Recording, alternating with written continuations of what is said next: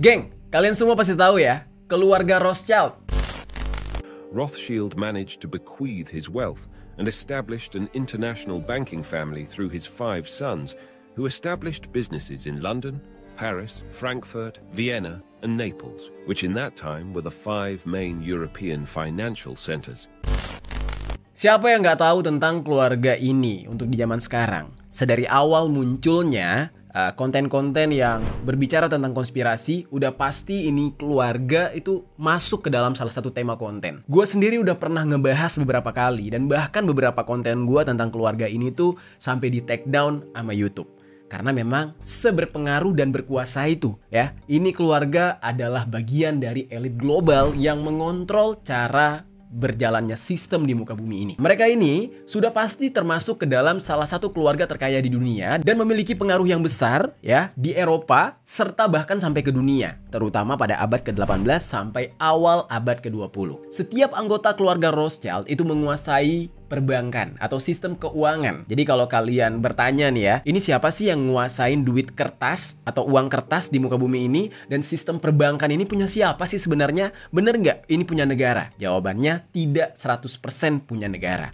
Nah, keluarga Rothschild inilah yang mengontrol semuanya dan mereka lah yang punya. Sehingga bisa dikatakan keluarga Rothschild ini menjadi keluarga yang memiliki jaringan perbankan yang sangat besar dalam skala internasional. Nah, karena punya kekayaan yang besar banget dan pengaruh yang besar banget, keluarga Rothschild ini juga dipercaya untuk membiayai negara-negara. Bayangin tuh, kalau di keluarga lu ngebiayain satu anak kayak udah ngeluh. Nah, bayangin keluarga Rothschild nih ngebiayain negara, geng. Dan negara yang dibiayai juga nggak tanggung-tanggung. Kita ambil salah satu contohnya, Inggris. Inggris itu pernah dibiayai oleh keluarga Rothschild, yang mana Inggris pernah mendapatkan bantuan dana dari Rothschild selama berperang melawan Prancis. Gila tuh. Kita ngasih makan kucing aja ngeluh, ya kan? Ini malah ngebiayain perang Inggris lawan Prancis. Uang milik keluarga Rothschild ini mengalir juga di infrastruktur dan proyek besar milik banyak negara. Dan gak cuma di sektor perbankan, keluarga ini ya juga pastinya berinvestasi di dalam sektor pertambangan, kereta api, real estate, energi, dan masih banyak lagi. Jadi kalau dari sini kalian bisa membayangkan ya bagaimana berpowernya keluarga ini. Yang istilahnya kalau berurusan sama dia nih, ya udahlah angkat tangan aja udah pasti kalah. Ya nggak sih? Berurusan hukum apalagi, ya kan? Kalau sudah duit yang berbicara sama power kekuasaan yang berbicara, kayaknya ngelawan keluarga Rothschild nggak mungkin banget. Nah, tapi kalian tahu nggak, geng? Kalau ternyata salah satu anggota keluarga Rothschild ini pernah berurusan dengan salah satu konglomerat atau keluarga kaya raya dari negara kita, yang mana mereka di saat itu ingin membuka investasi di sektor energi di Indonesia, tapi malah harus berhadapan dengan keluarga yang satu ini yang nggak kalah super powernya. Tapi untuk Indonesia, untuk Asia mereka kuat. Tapi gilanya adalah mereka bisa berurusan dengan keluarga Rothschild ya, salah satu anak dari Rothschild. Dan ini masalahnya bukan kaleng-kaleng. Anak dari Rothschild yang berurusan dengan keluarga kaya raya Indonesia ini bernama Nathaniel Rothschild atau yang lebih dikenal dengan Nat Rothschild. Nah, di dalam perjalanan investasi dia di Indonesia, Nat ini ternyata berselisih, geng, dengan keluarga konglomerat Indonesia yaitu keluarga Bakri. Siapa yang tidak kenal nama besar keluarga Bakri? Tidak hanya tersohor di dunia usaha, nama Bakri pun juga dikenal di kancah politik tanah air. Gurita bisnis Bakri membawa keberuntungan bagi keluarga ini hingga turun-temurun. Dan bahkan memasuki generasi ketiga, nama keluarga Bakri tetap cemerlang. Nah, kalian bayangkan tuh ya, keluarga Bakri. Kalau kalian nggak tahu keluarga Bakri siapa, ya kalian ingat-ingat aja kasus lumpur lapindo. Nah, itulah dia. Dan kalian tahu nggak, geng? Ketika Nat Rothschild yang keluarganya berpengaruh di dunia ini melawan keluarga konglomerat dari Indonesia, ternyata dia kalah, geng. Nat Rothschild ini gagal untuk berinvestasi di Indonesia. Perselisihannya ini sampai membuat Nat Rothschild dan anggota keluarga Bakri itu saling sindir di Twitter. Dan hubungan mereka pun sampai sekarang nggak akur. Nah, di video kali ini gue bakal membahas bagaimana awal mula perseteruan antara Nat Rothschild dengan keluarga Bakri, yang sampai membuat Nat Rothschild sebagai keluarga kaya raya di muka bumi ini itu mundur, nggak mau berurusan. Ya ibaratnya tuh kalah lah di dalam urusan perselisihan ini. Kita langsung bahas secara lengkap. Halo geng, welcome back to Kamar Jerry.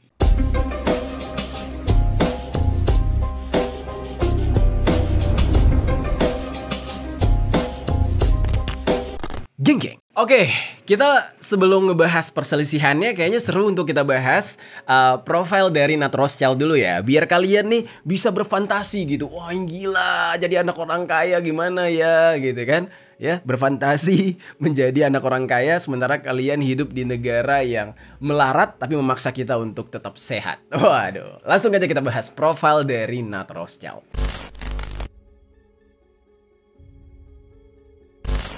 Jadi geng, walaupun dari namanya aja kita udah tahu ya, Nat ini adalah bagian dari keluarga Rothschild, tapi gue mau ngajak kalian buat mengetahui lebih jauh lah siapa dia ini. Nah, kita bahas profil singkatnya. Jadi, Nat Rothschild ini memiliki nama lengkap Nathaniel Philip Victor James Rothschild. Dia ini lahir di Paddington, Greater London, Inggris pada tanggal 12 Juli tahun 1971.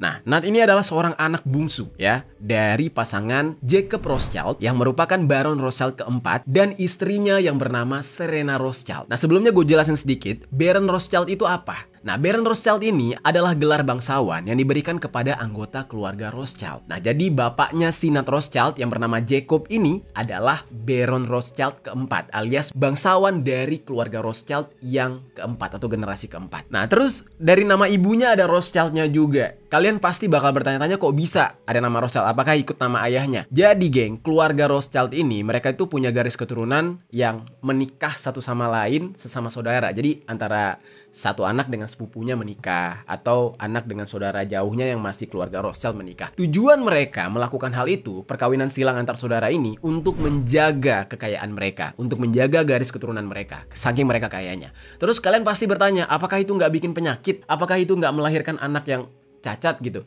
Jawabannya enggak, karena mereka itu bukan menikah sedarah, tapi melainkan menikah sepupu. Jadi agak lumayan jauh, misalkan dari generasi 1 ke generasi 4, atau generasi 4 ke generasi 2 gitu geng. Jadi tidak menyebabkan perkawinan sedarah. Nah, kurang lebih kayak gitu.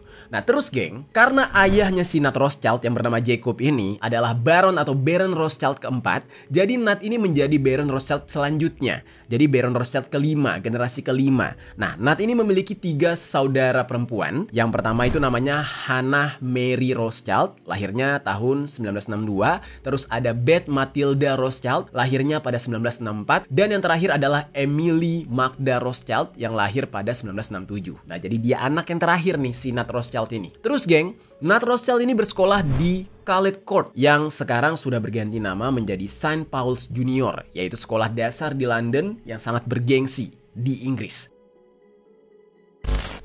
Dan ketika dia sekolah di College Court ini, Nat ini satu angkatan dengan mantan Menteri Keuangan Inggris Raya yang bernama George Osborne. Dan Nat ini kemudian melanjutkan pendidikannya di Eton College, sebuah sekolah menengah yang menerapkan sistem boarding school atau asrama yang benar-benar terkenal banget dan elit banget di daerah Berkshire, Inggris. Jadi memang dari awal dia bersekolah udah di sekolah terpilih gitu. Nah, lalu Nat ini mengenyam pendidikan tinggi di Wadham College di Oxford. Dan Nat juga diketahui aktif sebagai anggota dari Bullingdon Club. Klub ini bukan klub olahraga, tapi melainkan sebuah klub makan yang semua anggotanya adalah laki-laki. Bullingdon Club ini terkenal karena anggotanya yang super kaya. Anak-anak orang berada yang mana kalian gak bisa bergabung. Intinya gitu ya, kalian yang masih pinjol, kreditnya masih cicilan 200.000 per bulan, nggak bisa bergabung di sini, oke? Dan mereka biasanya itu bakal pesta makan-makan yang mewah, megah. Ya, nggak ada tuh makan ngabisin, nggak ada. Pasti ada sisanya 2 biji, 3 biji gitu. Nggak ada kokop-kokop pakai tangan, nggak ada. Semuanya tuh mewah, tertata gitu. Namun mereka ini dikenal dengan reputasi yang buruk karena beberapa kali pernah melakukan vandalisme di restoran-restoran dan kamar mahasiswa di Oxford. Jadi saking kayanya, bandel, ya, sesuka hati, semena-mena sama semua tempat karena merasa kayak gua rusakin ntar juga bisa gua bayar gitu. Duit papi ai kalau kata anak-anak pik ya, duit papi ai. Aman. Dan Nat ini mendapatkan gelar Magister Science dalam bidang studi adiksi di Institute of Psychiatry King's College London pada tahun 2013. Nah, walaupun bandel tapi untuk pendidikan, ya nggak main-main ini orang. Dan dia kemudian terpilih sebagai Foundation Fellow atau anggota kehormatan di Yayasan Wadham College, Oxford pada tahun 2018. Terus setelah lulus, Nat ini bergabung dengan manajer Dana Lazard yang kemudian dia bekerja di Glacier & Co, yaitu sebuah firma keuangan korporat. Nah, jadi memang dari keluarganya ini mengharuskan mereka itu ya untuk bekerja di bidang keuangan karena memang otak kakeknya duit doang. Enggak. Maksudnya itu memang mereka jalurnya di sini, penguasa uang dunia gitu. Nah, Nat ini bekerja di sebuah firma keuangan korporat pada tahun 2000. Dan dia di saat itu memegang posisi dan memiliki saham sebesar 50% di NR Ethicus, Ethicus Management dan juga Ethicus Capital, sebuah perusahaan dana lindung nilai pada tahun 2000 dan dia mengelola dana mendekati 312 juta pound sterling. Gila. Nah, kalau dikonversi ke rupiah nih ya, uang yang dia kelola itu mencapai 6,8 triliun rupiah. Gokil nggak tuh? Masih muda udah mengelola uang sebanyak itu. Dan Nat ini pernah menjadi ketua Vivarte, yaitu sebuah perusahaan retail se-Eropa dan memiliki brand pakaian Kukei namanya. Dan dia diangkat menjadi ketua Vivarte pada tahun 2000 setelah NR Ethicus mengakuisisi 32,9% saham. Dan Nat di saat itu memimpin perusahaan tersebut melalui proses restrukturisasi. Setelah restrukturisasi ini berhasil, perusahaan tersebut dijual lagi sama dia kepada PAI Partners, yaitu sebuah perusahaan ekuitas swasta yang berasal dari Prancis. Karirnya dia ini nggak main-main. Di saat itu terus berlanjut tuh. Ketika dia menjadi direktur pengganti di RIT Capital Partners PLC pada bulan Maret tahun 2000, lalu dia menjabat sebagai direktur non-eksekutif pada tahun 2004 sampai 2010. Nah, karena di saat itu dia memilih mengundurkan diri dari Dewan Direksi RIT, nah namun dia tetap menjadi pemegang saham langsung di perusahaan itu, yaitu di perusahaan RIT tadi. Dan juga dia pemegang saham manfaat sebesar 35% di Five Arrows Limited, sebuah perusahaan induk milik Rothschild yang aset utamanya adalah saham yang ada di RIT. Nah, jadi ibaratnya nih ya, nih orang kerja di sebuah perusahaan padahal tuh perusahaan punya keluarga dia juga gitu. Padahal kalau dia nggak datang, absen, tetap aja gajinya besar. Nggak usah gaji, dividen per tahunnya tetap ke dia gitu. Nah, dia ini juga merupakan mantan anggota Dewan Internasional Belfer Center di Sekolah Pemerintahan John F. Kennedy, Harvard University, serta anggota Dewan Penasehat Internasional dari Brookings Institution. Nat ini juga pernah menjadi anggota Dewan Penasehat Internasional dari Barrick Gold Corporation sampai tahun 2013. Dan kemudian Nat menjadi ketua di perusahaan Volex PLC sejak bulan November 2015. Dan Volex ini sendiri adalah perusahaan yang terdaftar di Inggris, geng. Nah, di perusahaan tersebut, Nat memiliki berbagai kepentingan bisnis internasional. Jadi kebayang ya, duitnya seberapa banyak ini orang. Di dalam bidang investasi, Nat ini mendirikan sebuah perusahaan yang bernama Valar PLC pada bulan Juli tahun 2010 di Jersey, Inggris. Nah, dia sampai mengumpulkan uang hingga 707,2 juta pound sterling yang setara dengan 15,5 triliun rupiah dalam penawaran umum perdana di Bursa Efek London. Dan Valar dipimpin oleh Nat sendiri serta James Campbell yang merupakan mantan kepala bidang batubara dan logam dasar di Anglo American PLC. Beberapa bulan kemudian, Valar mengumumkan kalau sudah membeli saham senilai 3 miliar dolar Amerika atau yang setara dengan 48,9 triliun rupiah ke dua produsen batubara termal yang digunakan untuk membangkit listrik di Indonesia. 25% uang tersebut dipakai untuk membeli saham di PT Bumi Resource milik keluarga Bakri. Nah, sementara 75%-nya untuk kepemilikan di PT Biro Coal Energy dari perusahaan milik Rosan Ruslani, yaitu PT Bukit Mutiara. Nah, jadi mulai dari sini nih, pertama kali dia berurusan dengan Indonesia. Tujuan Nat di saat itu melakukan ekspansi bisnis sampai ke Indonesia bersama dua dengan konglomerat ini, yaitu untuk menciptakan eksportir batubara termal terbesar ke Cina, India, dan negara berkembang lain yang ada di Asia. Jadi tujuannya bagus sebenarnya. Dan transaksi investasi ini berjalan sesuai dengan rencana pada tanggal 8 April 2011 dan Valar, perusahaan milik Nat, kemudian berganti nama menjadi Bumi PLC. Wah, Indonesia banget ya namanya ya. Tadinya Valar atau Veler gitu ya. Nah, tiba-tiba menjadi Bumi PLC. Nah, kesepakatannya pun dilakukan antara Nat dengan keluarga Bakri dan juga Rosan. Dan di mana dalam usaha patungan tersebut, keluarga Bakri mendapatkan bagian sebesar 43% dari saham Bumi dan Rosan itu hanya mendapatkan 25%. Sisanya dimiliki oleh publik dan pihak lain termasuk Nat sendiri. Berarti sahamnya keluarga Bakri gede banget di sini. Nah, Nat Rothschild itu berharap banyak dari ekspansi bisnis dan menaruh investasi di dua perusahaan milik konglomerat asal Indonesia tersebut. Cuma di saat itu ternyata harapannya dia harus pupus, geng. Yang disebabkan karena perselisihan yang dia alami dengan mitra bisnisnya ini, yaitu keluarga Bakri asal Indonesia. Nah, sekarang kita bakal masuk nih, geng, ke dalam pembahasan mengenai awal mula perseteruan antara Nat Rothschild dengan keluarga Bakri. Kok bisa sih sampai berantem? Gimana ceritanya? kita bahas.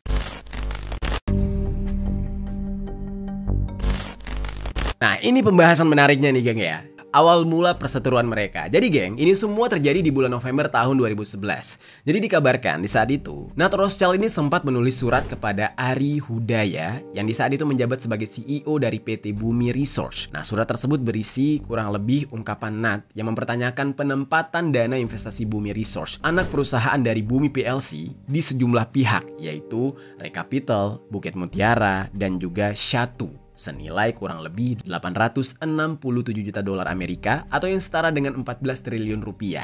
Sebab Nat lebih menginginkan agar dana itu dicairkan untuk membayar sejumlah kewajiban Bumi Resource kepada para krediturnya. Jadi ada perbedaan pandangan dalam tata kelola keuangan yang menurut Nat seharusnya uang tersebut dipakai untuk melunasi hutang kepada kreditur, bukannya dipakai untuk investasi.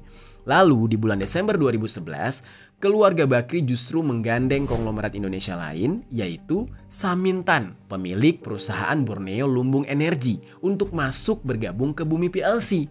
Nah, saat itu Samintan ini membeli sekitar 23,8% saham Bumi senilai 1 miliar dolar Amerika dengan meminjam dana kepada Standard Chartered dengan bunga 5,6% yang ditambah dengan dana dari London Interbank Offer Rate yang disingkat dengan LIBOR, yaitu suku bunga acuan global yang sebelumnya digunakan sebagai patokan untuk suku bunga jangka pendek dalam pasar keuangan internasional. Nah, jadi ada yang bergabung nih.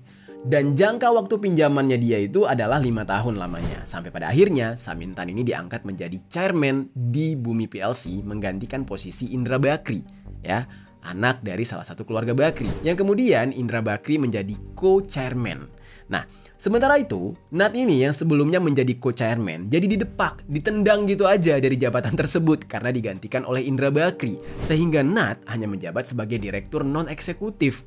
Nah, karena hal inilah Nat ini merasa sakit hati gitu geng atas perlakuan dari keluarga Bakri, yang ditambah dengan Nat ini merasa kalau jajaran direksi itu lebih memihak kepada keluarga Bakri. Jadi udah kayak gila banget nih, tadinya usahanya bareng-bareng, tadinya bisnisnya bareng-bareng, kok dia kayak ditendang sendiri gitu. The company, this is Bumi shareholders, gear up for a February 21st vote on a proposal by Nat Rothschild that would result in the ousting of almost all of the group's directors. My understanding is that shareholding gift was about $16 million. Samintan is chairman of Bumi PLC. Di saat itu, Nat mencoba untuk mengubah tata kelola perusahaan, namun sayangnya upaya tersebut ditentang keras, hingga Nat yang berakhir didepak dari jajaran direksi eksekutif. Nah, pandangan ini atau cerita ini dari versinya Nat nih. Di sisinya Nat dia melihatnya seperti itu. Tapi dari pandangan atau sisi keluarga Bakri, beda lagi. Mereka mengatakan mereka memiliki alasan sendiri kenapa Nat ini didepak. Nah, keluarga Bakri secara resmi mengajukan keluhan kepada Nat dengan alasan bahwa Nat ini tidak memberitahu semuanya mengenai hubungan bisnis mereka. Jadi keluarga Bakri menyalahkan Nat yang tidak transparan gitu tentang siapa aja yang benar-benar terlibat di dalam pembelian saham di waktu itu. Jadi keluarga Bakri merasa kecewa sama si Nat Rothschild ini. Dan menurut keluarga Bakri, kalau saja pihak pengawas yaitu Take Over Panel mengetahui semua informasi tersebut sejak bulan November tahun 2010, Take Over Panel pasti mengetahui kalau ada concert party, istilah yang merujuk kepada kelompok investor yang bekerja sama, yaitu Nat, keluarga Bakri, serta Rosan Roslani, maka keluarga Bakri bakal mengajukan permintaan izin khusus kepada Nat untuk bisa melanjutkan kesepakatan bisnis mereka. Jadi intinya nih geng ya, keluarga Bakri ini merasa Nat ini nggak transparan. Ya, kayak ada main belakang gitu. Dan mereka jadi mengambil strategi yang nggak tepat dan merasa dirugikan. Nah, misalkan Nat ini transparan sejak awal, maka strategi bisnis yang dilakukan oleh keluarga Bakri bakal berbeda dan mungkin akan lebih fair pembagiannya dibandingkan yang saat itu sudah berjalan. Nah, itu menurut pihak keluarga Bakri. Nah, karena perselisihan inilah yang menyebabkan saham Bumi PLC sampai anjlok hingga 80% dari nilai awalnya. Dan Bumi PLC itu sebagai perusahaan induk mencoba untuk mencari tahu mengapa hal tersebut bisa terjadi, dan mereka menemukan adanya keanehan finansial di Bumi Resource, anak perusahaan dari Bumi PLC, yang ternyata bersumber dari perbedaan tata kelola keuangan antara Nat Rothschild dengan tata kelola keuangan pihak keluarga Bakri. Di saat itu keluarga Bakri nggak terima. Terus ada isu juga nih geng, dikatakan kalau ternyata Samintan sebenarnya juga kesal sama keluarga Bakri karena investasinya di Bumi yang awalnya 1 miliar dolar Amerika malah jadi anjlok sampai 140 jutaan hanya dalam waktu 9 bulan. Ya siapa yang gak kesel geng, asetnya merosot jauh, cuma dalam waktu yang singkat gak sampai setahun. Dan di sisi lain keluarga Bakri malah khawatir sama Samintan karena jangan-jangan ya mereka mencurigai Samintan ini bersekongkol dengan Nat Rothschild untuk bisa menjatuhkan keluarga Bakri. Nah, ada kecurigaan itu. Jadi di sini keluarga Bakri menghadapi Nat Rothschild sekaligus konglomerat sekelas Samintan dalam polemik perusahaan Bumi ini. Dan sementara itu, karena terjadi penurunan saham, manajemen Bumi menyelidiki keuangan dari dua anak perusahaan mereka, yaitu Bumi Resource dan juga Biro Coal Energy pada tanggal 24 September 2012 karena ada dugaan penyelewengan keuangan di dua anak perusahaan tersebut. Nah, jadi saling curiga nih, ya. Jadi saling tuduh-menuduh nih. Pihak dari Bumi PLC, perusahaan yang juga dibentuk oleh Nat Rothschild, ternyata juga menyalahkan Nat ini, geng. Jadi agak aneh nih ya. Jadi perusahaan yang dibentuk oleh Nat sendiri malah menyalahkan Nat Rothschild, ya. Nah, pihak Bumi PLC menegaskan kalau ide pembentukan perusahaan Bumi itu berawal dari Nat Rothschild dan dia juga menerima sekitar 14 juta lembar saham sebagai hadiah atau imbalan karena sudah berhasil membawa dua perusahaan tambang besar milik keluarga Bakri dan juga Rosan Rosleni untuk diakuisisi oleh dia. Dan gak cuma itu, Nat juga menjabat sebagai direktur non-eksekutif sejak perusahaan didirikan. Nah, Nat ini memiliki peran yang sangat besar bagi perusahaan Bumi sehingga dia pun ikut bertanggung jawab atas permasalahan yang terjadi. Dan Bumi juga nggak sepenuhnya menyalahkan Nat Rothschild karena perusahaan Bumi di saat itu dikabarkan memotong akses keluarga Bakri untuk mencari dana lewat pasar modal sehingga kondisi tersebut bakal memaksa keluarga Bakri untuk menjual aset-aset mereka untuk bisa memangkas hutang-hutangnya. Nah, di hari yang sama ketika dimulainya penyelidikan oleh manajemen Bumi, Ari Hudaya itu mundur dari posisi non-eksekutif direktur Bumi PLC. Dan berlanjut lagi, di tanggal 11 Oktober tahun 2012, keluarga Bakri pun memutuskan untuk keluar dari perusahaan Bumi. Keluarga Bakri di saat itu menukar saham yang mereka punya di perusahaan Bumi dengan saham dari anak perusahaannya yaitu Bumi Resource.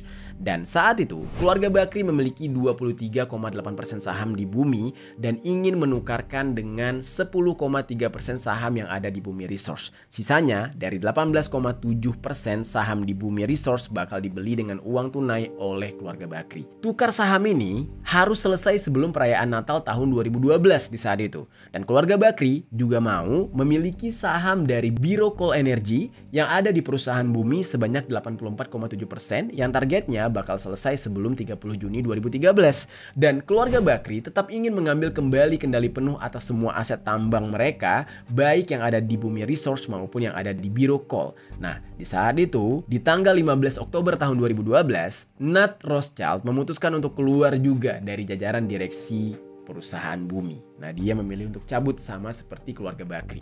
Dan bahkan di saat itu dia nggak keluar, geng. Nggak cuma keluar, Nat Rothschild juga bersumpah bakal terus melawan keluarga Bakri dari luar perusahaan, katanya. Dia memberikan surat pengunduran diri kepada Samintan yang mengatakan kalau dia sudah kehilangan kepercayaan pada kemampuan jajaran direksi perusahaan Bumi. Para pemegang saham sudah diperlakukan dengan cara yang tidak adil, kata Nat Rothschild. Nah, disitulah perseteruan sengit dimulai antara Nat Rothschild dengan keluarga Bakri ini. Dan kita bisa lihat jejak digitalnya, geng, ada di Twitter yang sekarang menjadi X, ketika Nat Rothschild saling mention-mentionan dengan salah satu anggota keluarga Bakri yang bernama Aga Bakri, yang merupakan putra dari Nirwan Bakri. Nat Rothschild di saat itu mention Aga dengan kalimat yang konotasinya kasar banget dan merendahkan. Di saat itu Nat menulis dalam bahasa Inggris yang kalau kita artikan kayak gini: "Terima kasih karena sudah membeli kembali tumpukan sampah yang tidak berharga." Nah, ini dimaksudkan oleh si Nat ini nyebut perusahaan Bumi seperti tumpukan sampah yang gak berharga. Nah, terus geng, dia bilang lagi, "Saya menantikan saat melihat saham Bumi Resource anjlok ke angka 0 seperti BNBR serta BTL dan juga perusahaan-perusahaan lain." Nah, di tweetnya yang lain lagi, Nat ini menulis tweet lagi dengan juga memention Aga. Kalimatnya kayak gini: "Sementara ayah Anda jenius yang jahat dan saya memuji Nirwan, orang-orang di jalan menjuluki Anda sangat bodoh." Katanya gitu dalam bahasa Inggris. Nah, sindiran ini kan kasar banget nih, ya. Terus menanggapi sindiran tersebut, Aga pun membalas. Jadi Aga Bakri di saat itu balas dengan kata-kata bodoh. Nah, saya percaya itu adalah kata yang dihubungkan dengan Anda oleh sejumlah orang yang saya temui, katanya. Jadi, Aga ini justru bilang orang-orang yang dia temui justru mengatakan kalau Nat adalah orang yang bodoh. Nah, terlepas dari apa masalah mereka nih, tapi gue salut banget ya sama keluarga Bakri yang berani banget ngelawan anggota elit global, anggota Rothschild gitu, anggota keluarga Rothschild yang memiliki pengaruh besar bagi perekonomian dunia. Ini kan nggak main-main lawannya. Terus geng, gimana nih dengan Ruslan Ruslani, mitra dagang Nat Rothschild dan juga keluarga Bakri yang sama-sama membangun Bumi PLC? Di saat itu, setelah takeover panel menganggap Bukit Mutiara, perusahaan keluarga Bakri serta Samintan sebagai concert party, pada akhir tahun 2012, Ruslan Ruslani memutuskan untuk mundur dari direksi Bumi PLC. Dan lalu tidak lama kemudian, di bulan Februari tahun 2013, Ruslan itu menjual sekitar 10% sahamnya di Bumi PLC kepada 3 entitas, yaitu Avenue Luxembourg, SARI yang bersedia membeli sebesar 13.668.250 saham Bumi PLC. Nah, lalu ada lagi Argyle Street Management Limited yang membeli sekitar 7.536.202 saham dan Fleming Luck Investment Limited sebanyak 3 juta saham. Kabarnya nih geng, perusahaan yang terakhir ini dikendalikan oleh salah satu orang terkaya di Indonesia yaitu Haritanu Sudipjo. Nah, jadi di saat itu ya mulai mencar-mencar lah mereka. Dan semenjak itu, Nat Rothschild benar-benar terlihat nggak berkutik. Kayak nggak bisa ngelawan keluarga Bakri. Tapi coba bayangkan ya geng, kalau lawannya kita gitu. Udah habis kali kita nih, lawannya tuh gila Nat Rothschild gitu. Nah tapi karena dia berhadapan dengan keluarga Bakri yang backgroundnya adalah keluarga terkaya di Indonesia dan Asia ya, konglomerat Indonesia. Nah jadinya permasalahan ini ya berakhir cuma lewat sindir-sindiran di Twitter. Nah atas kejadian ini, apakah Nat Rothschild akan kembali berinvestasi di Indonesia atau enggak? Nah kemungkinan geng belum banyak yang tahu nih kalau sebenarnya Nat Rothschild itu memang sudah berinvestasi lagi di Indonesia dengan mendirikan sebuah pabrik dari perusahaannya dia yaitu Volex di Batam.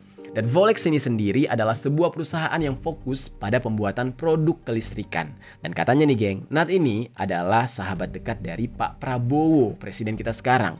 Dan di bulan Agustus tahun 2024 kemarin, Pak Prabowo sempat datang ke pabrik Volex yang ada di Batam dan di sana Pak Prabowo bertemu dengan Nat Rothschild. Tapi nggak ada yang tahu. Ya kan? Dan kedekatan antara Pak Prabowo dengan Nat Rothschild ini menimbulkan spekulasi apakah di antara mereka memiliki hubungan bisnis. Nah, namun isu tersebut dibantah oleh adiknya Pak Prabowo yaitu Hasim Joyo Hadikusumo di tahun 2018 yang mana beliau bilang kalau Pak Prabowo dan Nat Rothschild itu tidak memiliki hubungan bisnis. Jadi pertemanan mereka bukan karena bisnis. Ya mereka berteman aja geng, mungkin karena sama-sama dari latar belakang keluarga pengusaha. Nggak lebih daripada itu. Nah, jadi geng, itu dia pembahasan kita kali ini mengenai perselisihan antara Nat Rothschild dengan anggota keluarga Bakri. Ya, padahal Nat Rothschild ini adalah anggota keluarga yang sangat berpengaruh di dunia ini, yaitu anak dari elit global dunia. Nah, gimana tuh menurut kalian tentang pembahasan kita kali ini? Coba tinggalkan komentar di bawah.